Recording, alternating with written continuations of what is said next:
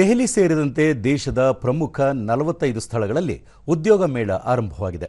ಮೇಳಕ್ಕೆ ಇಂದು ಪ್ರಧಾನಿ ನರೇಂದ್ರ ಮೋದಿ ವರ್ಚುವಲ್ ಮೂಲಕ ಚಾಲನೆ ನೀಡಿ ಹೊಸದಾಗಿ ನೇಮಕಗೊಂಡಿರುವ 71,000ಕ್ಕೂ ಹೆಚ್ಚು ಮಂದಿಗೆ ನೇಮಕಾತಿ ಪತ್ರಗಳನ್ನು ವಿತರಿಸಿದರು.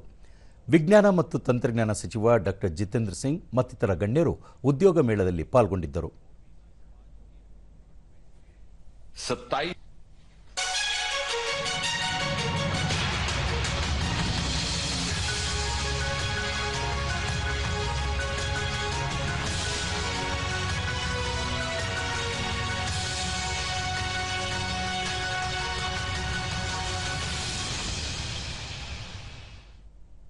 राष्ट्र की युवा शक्ति को अनुग्रहित करें।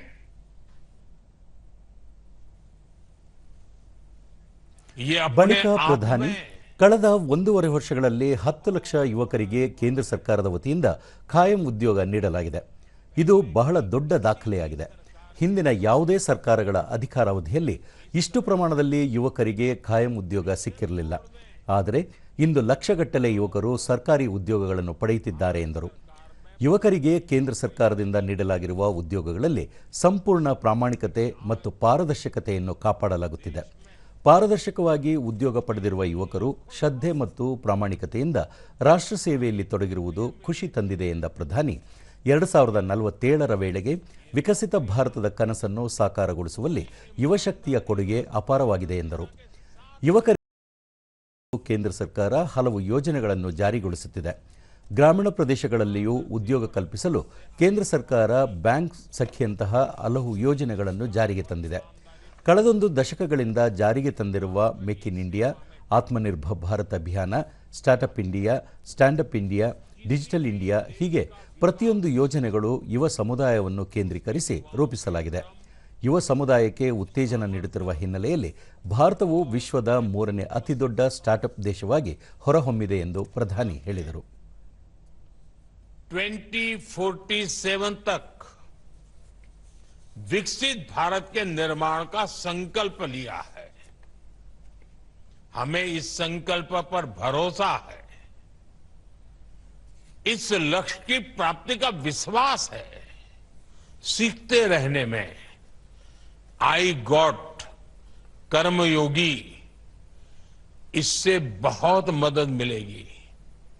आई गॉट में आपके लिए 1,600 से ज्यादा अलग अलग प्रकार के कोर्स उपलब्ध है. इसके माध्यम से आप बहुत कम समय में प्रभावी तरीके से विभिन्न विषयों में कोर्स कंप्लीट कर सकते हैं. आप युवा हैं, आप देश की ताकत है. ಕಳೆದ 10 ವರ್ಷಗಳಲ್ಲಿ ವಿವಿಧ ಕ್ಷೇತ್ರಗಳಲ್ಲಿ ಭಾರತದ ನೀತಿ ನಿಯಮಗಳನ್ನು ಬದಲಾಯಿಸಲಾಗಿದೆ. ಭಾರತವು ಇಂದು ವಿಶ್ವದ 3ನೇ ಅತಿದೊಡ್ಡ ಆರಂಭಿಕ ಪರಿಸರ ವ್ಯವಸ್ಥೆಯಾಗಿ ಹೊರಹೊಮ್ಮಿದೆ. ಯುವಕರು ಹೊಸ ಉದ್ಯೋಗ ಶುರು ಮಾಡಲು ಪ್ರಯತ್ನಿಸಿದರೆ ಅವರಿಗೆ ಸಂಪೂರ್ಣ ಬೆಂಬಲ ನೀಡಲಾಗುತ್ತಿದೆ. ಕ್ರೀಡಾ ಕ್ಷೇತ್ರಗಳಲ್ಲಿಯೂ ಯುವ ಸಮುದಾಯಕ್ಕೆ ಉತ್ತೇಜನ ನೀಡಲಾಗುತ್ತಿದ್ದು, ಕ್ರೀಡೆಯಲ್ಲಿ ವೃತ್ತಿ ಜೀವನವನ್ನು ಆರಂಭಿಸಲು ಯೋಚಿಸಿದರೆ ಅವರಿಗೂ ಸಂಪೂರ್ಣ ತರಬೇತಿ ನೀಡಲಾಗುತ್ತಿದೆ. ಮೊಬೈಲ್ ತಯಾರಿಕೆಯಿಂದ ಹಿಡಿದು ನವೀಕರಿಸಬಹುದಾದ ಇಂಧನದವರೆಗೆ, ಸಾವಯವ ಕೃಷಿಯಿಂದ ಬಾಹ್ಯಾಕಾಶ ಕ್ಷೇತ್ರದವರೆಗೆ, ರಕ್ಷಣಾ ಕ್ಷೇತ್ರದಿಂದ ಪ್ರವಾಸೋದ್ಯಮ ಅಭಿವೃದ್ಧಿಯವರೆಗೆ ದೇಶವು ಪ್ರತಿಯೊಂದು ಕ್ಷೇತ್ರದಲ್ಲೂ ಭಾರತ ಎತ್ತರ ಮಟ್ಟದಲ್ಲಿ ಗುರುತಿಸಿಕೊಳ್ಳುತ್ತಿದೆ ಎಂದರು.